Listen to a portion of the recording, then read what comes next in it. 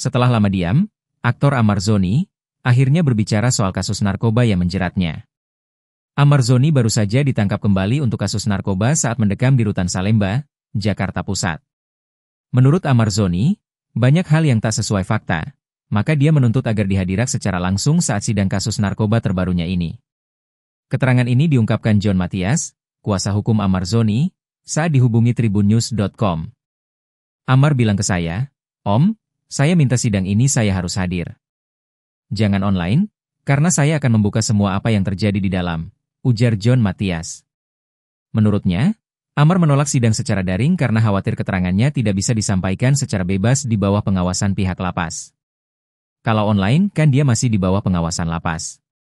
Dia merasa tidak nyaman, karena perkara ini juga menyangkut persoalan hukum di dalam lapas, jelas John.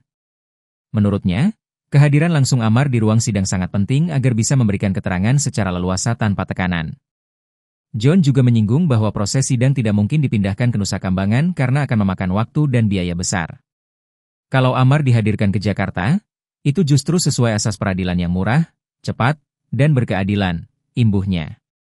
Saat ini Amar Zoni bersama 5 narapidana lain yang diduga terlibat peredaran narkoba dipindahkan ke Lapas Nusa Kambangan, Cilacap.